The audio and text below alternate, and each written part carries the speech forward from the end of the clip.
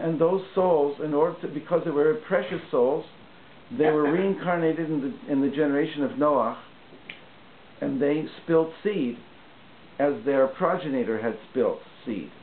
And the Ari brings verses to the effect that the Torah is talking always on many levels and calls them the Bnei Adam, the children of, not just the children of man, mankind in any general sense, but the children of man, Adam himself as his seed. And they came back and they spilled seed, and therefore the waters of the flood were hot waters, as the rabbis say in their hints to these things, that this was just as the seed is hot, so the water. And so they were brought back again in the second time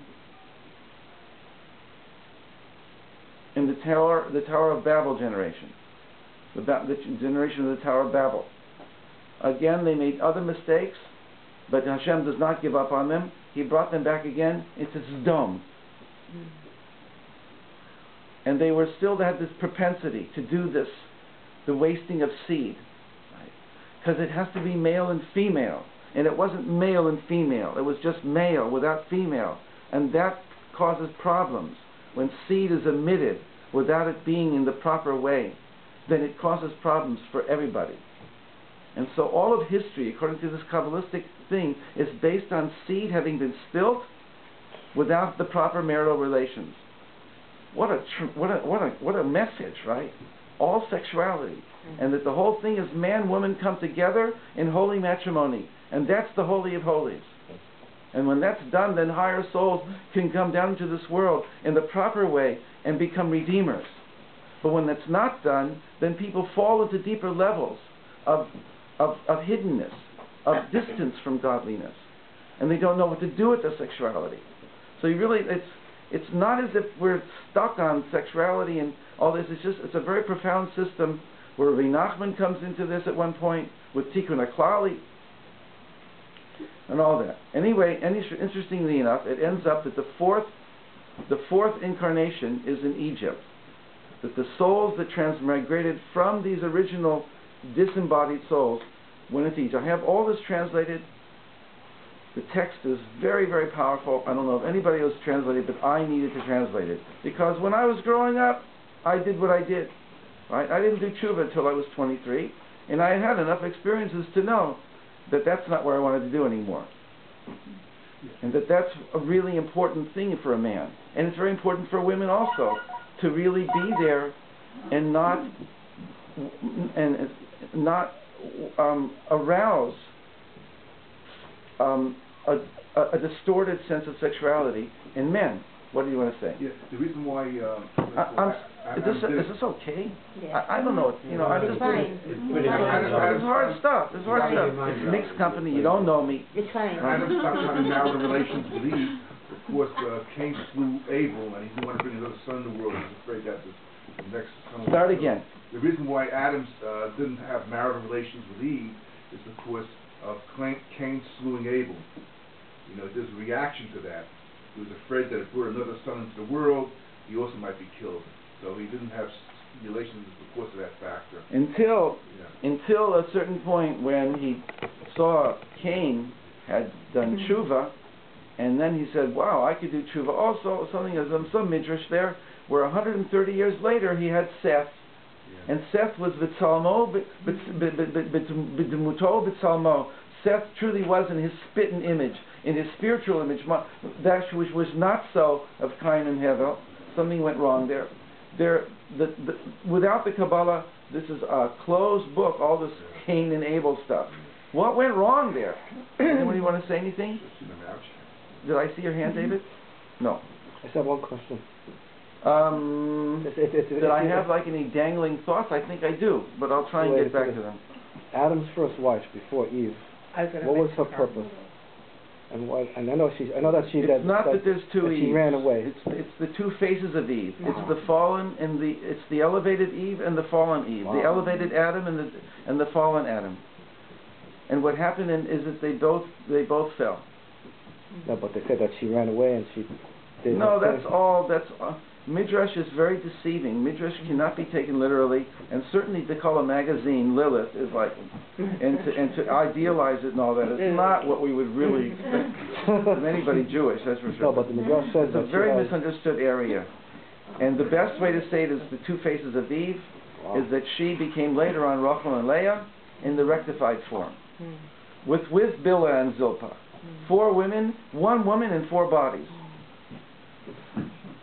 And I have text for all this, and it takes teachings, and I'm really, I see your hands, I see.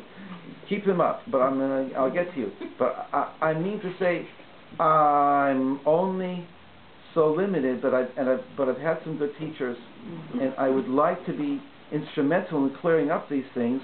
And your questions to me, if you write to me,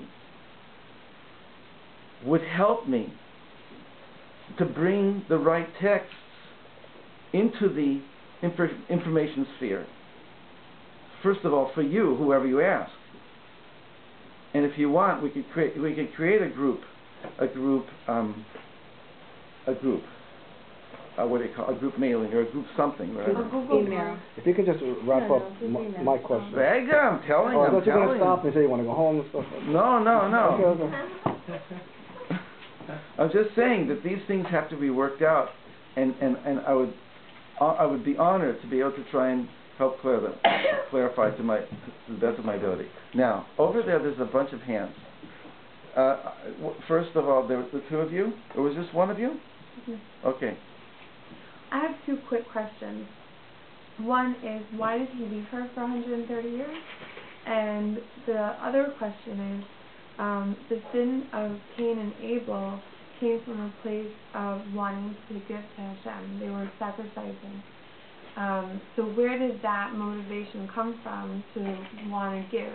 And that was like the whole thing. That's where it all started. They wanted to create a relationship with Hashem. One did it and got accepted. Another one did it and didn't get accepted. Hashem chose. He played favorite, and that was the cause of the struggle. So I don't know. That's something that's always really. You want a big thing here. You're not going to get it right here on the spot. Okay. Not on 1 foot. But beautiful question, very important, and I could try and help in the long run. Okay. Didn't I answer your question? No, you know you didn't. What do you mean I didn't? You didn't explain the homosexuality explosion here. Arlene, what do you want to say? Yeah, right before here I was reading Aviva Zornberg, who I love, and I was reading the sections about, I left the bookstore where everything, all the problems, it went through Noah, were sexual. It was exactly what you were talking about before.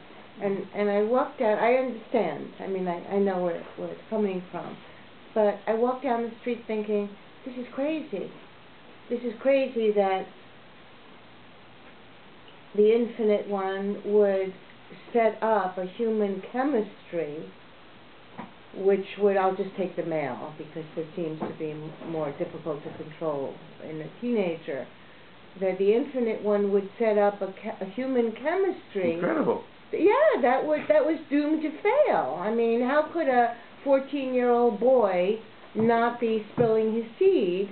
And, you know, we know in Christianity, I'm sure in some Orthodox people, boys who have wet dreams are told they're terrible and they're destroyed, and they probably become homosexuals. But to set up a chemical human that's so out of whack with their psychological and emotional ability to be aligned with their chemistry, it's just like nuts.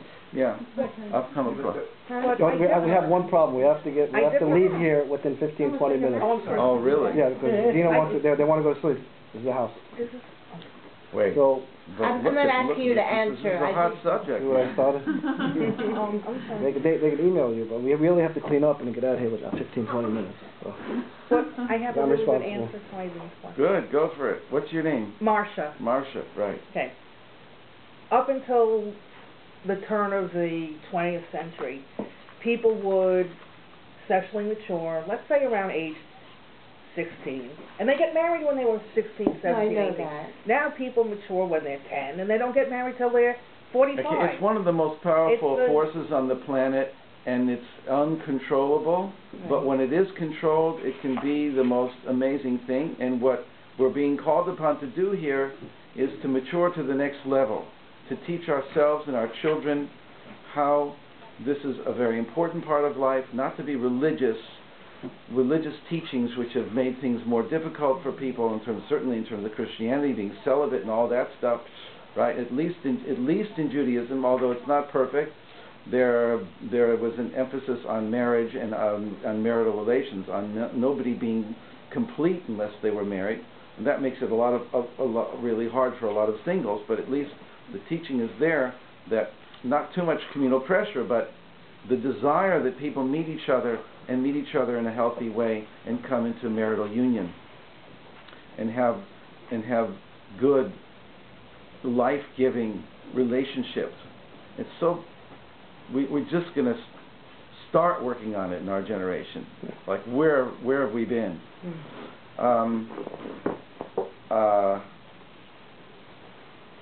It could be the idea that all that we've done wrong really is part of a great tikkun, and that we can't understand it completely yet. But even the things that we've done wrong are, when we do tshuva, when we do come, and tshuva means not just religious observance, but when we do tshuva to ourself, to our soul, to our being, when we come back into harmony with our being and with Hashem, in alignment with God's will, that all that we've done wrong really had an ultimately good purpose. It just, right, that's called the story of King David, where he comes from Moab, and Moab comes from a incestuous relationship, but Mashiach comes from that. In other words, sexuality in the Kabbalah system, that's a very important story there, that Moab is Me'av, that a daughter who had a son from a father, incest. And yet it will be through that Ruth will come into being, and Ruth will be the progenitor, the Ima Shel Malchut, the mother, the grandmother of royalty. That David comes from that deep place of the misuse of sexuality. It was well-meaning, but it was a misuse. So it's much more than we can deal with right now. I'm not on the level to put it all together in any one easy thing. It's a profound idea. Let's just each one of us ask that whatever we've done to ourselves and to others that has been not right, or at least we haven't felt that it's right, or retroactively we feel, oh, I wish I wouldn't have done that. Bless you. That all that we've done be brought into holiness. That's what the Baal Shem Tov is talking about here. The whole thing is a treatise about the spilt seed, but it's couched in words. It's all double entendres. It's all double meanings. The sparks of holiness. And in terms of homosexuality,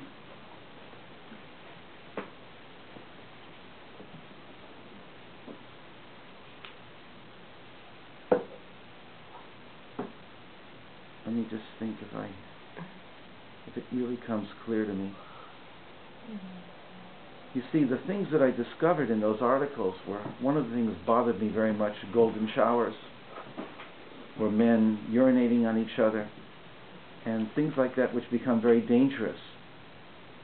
And covering it up with making it be family, and two men marrying and adopting kids or whatever, and making it seem like it's normal, and it's not normal. And I feel for those men. I feel that, I've conversed. A man, I said, maybe, you've convinced yourself that you can't be with a woman. He says, no, man, I know it. I'm just born like this. But I'm not totally into that philosophy. But okay, fine. I accept that the whole world now is moving. What I'm going to say is that the accepted thing is that a person can be born with that propensity, and that, right. So it's a soul thing. There's nothing we can do to stop it. There are books being written now by rabbis, and actually I have in my emails declarations by groups of rabbis